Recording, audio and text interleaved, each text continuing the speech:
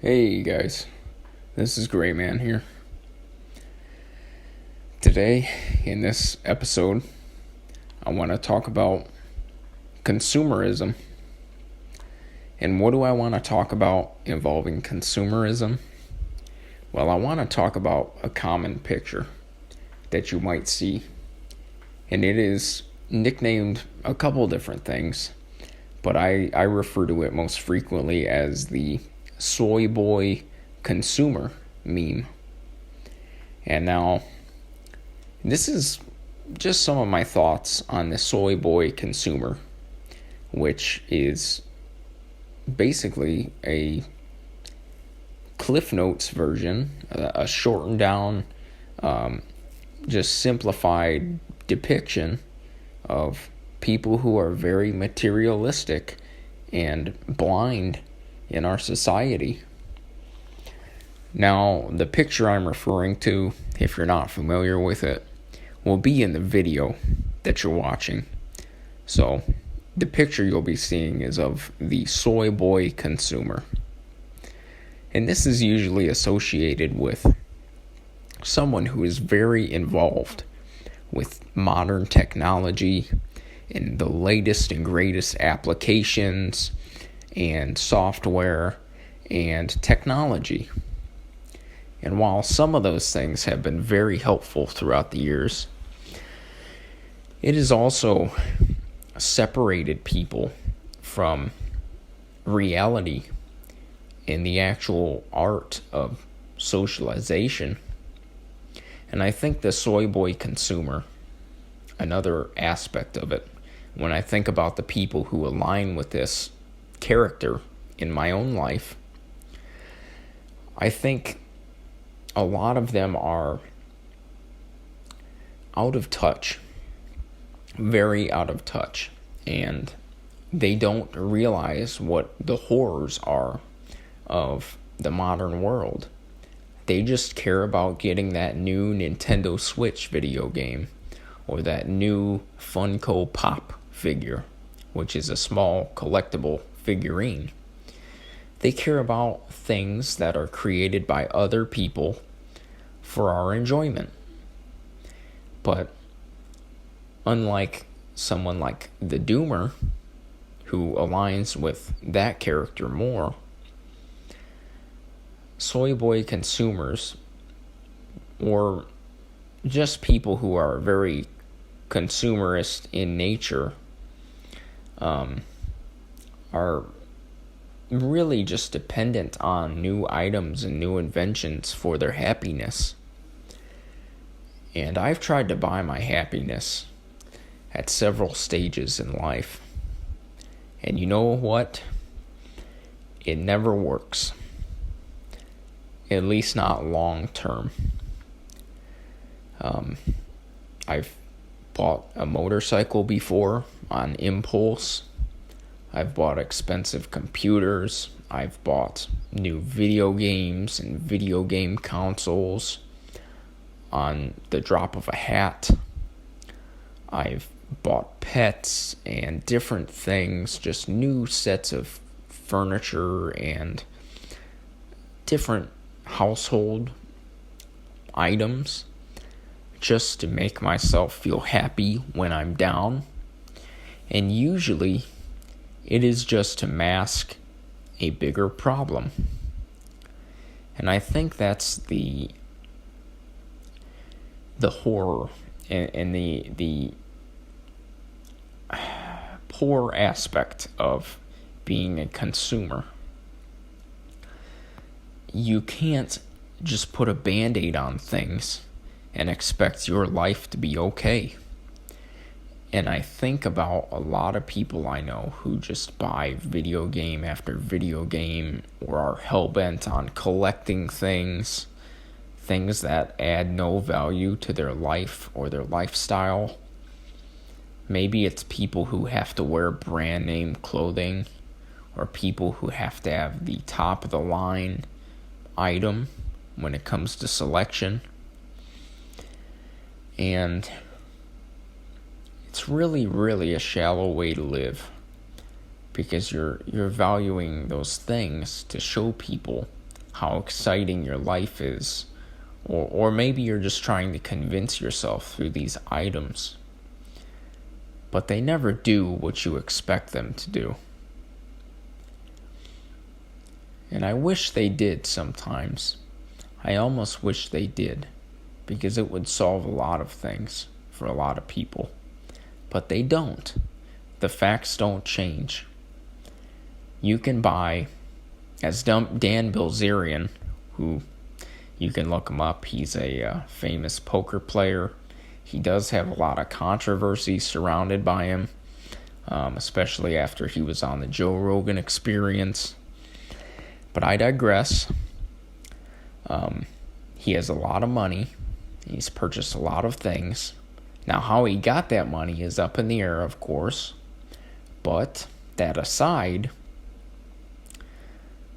he says the way he looks at spending money for happiness is, if I buy an expensive car, and I don't know the exact quote, I'm paraphrasing here. If I buy an expensive car, I'll be at a 10 in happiness. But if I buy another expensive car, I can't go over a 10 in happiness. So it might go down just because the rush isn't there anymore. And I think a lot of people get that rush, that almost adrenaline rush, that mental high from purchasing things in anticipation of purchasing the item, not actually of using the item. And I'll say I do have a firearms collection that is pretty extensive, and a lot of times I buy firearms now, or I have in the past, just because I'm anticipating the high of being happy when I buy them. And I have analyzed myself, and I know myself well enough that I can admit that.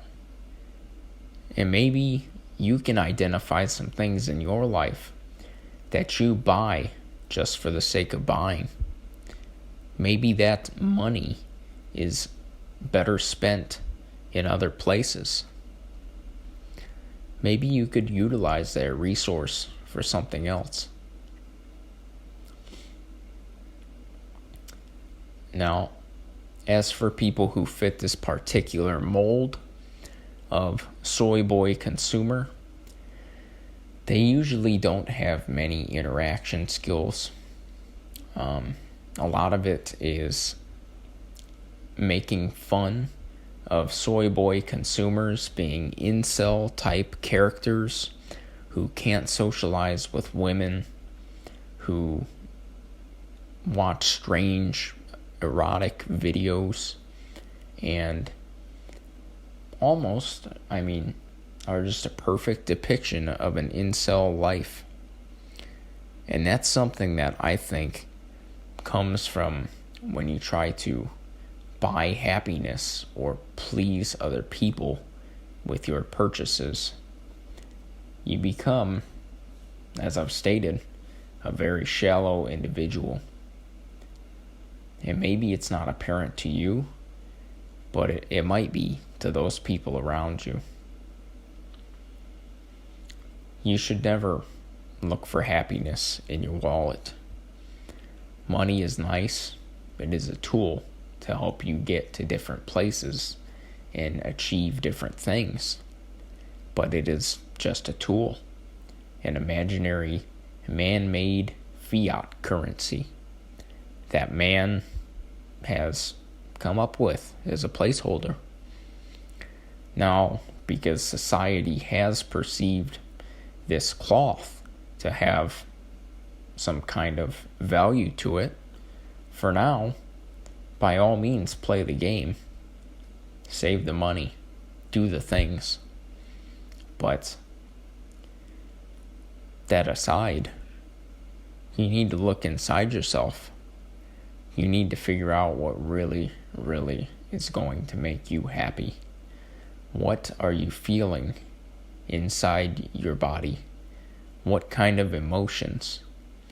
Are you a very upset and angry individual? Are you someone who could be nicer to those people around you? Maybe you just need a change. Maybe you don't. Maybe that's what you're hoping this money and these purchases will do for you. We could all be better people, but we could all also be a hell of a lot worse. It's very important for you to keep in mind that it is you against you. Find out what the fuck is going on inside your head.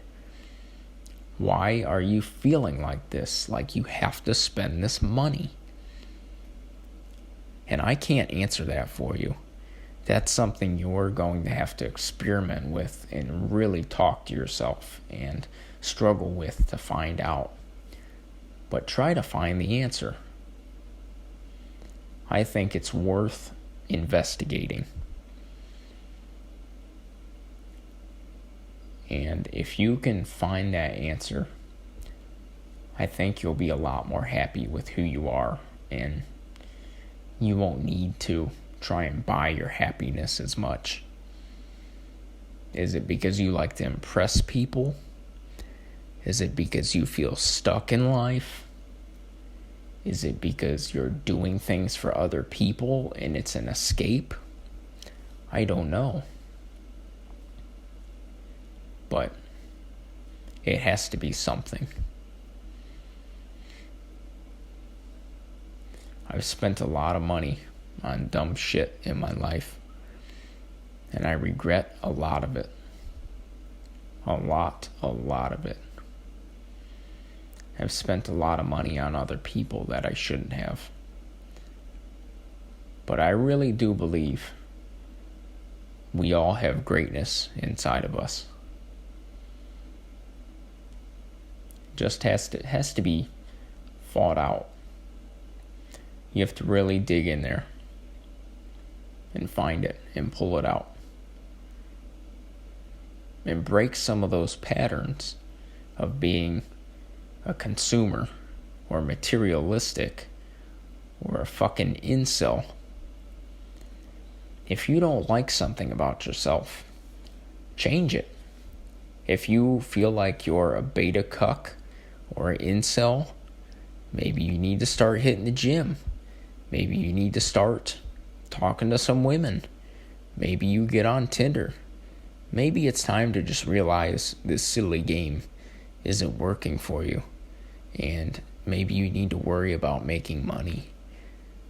Maybe you need to set some goals or make some friends. Just some things to consider. I think it's very, very depressing to know that there's some people out there that view themselves as stuck, and they think that they are of less importance than the other people in the world because they don't make enough money, or maybe they don't hit the gym as much. You are not a fucking tree. You can move. You can do different things. You can go down different avenues. And I think people forget that a lot of times. So, try not to use money as a crutch. View it what it is. It is a tool that you can utilize to get to other platforms in life. Have a great day.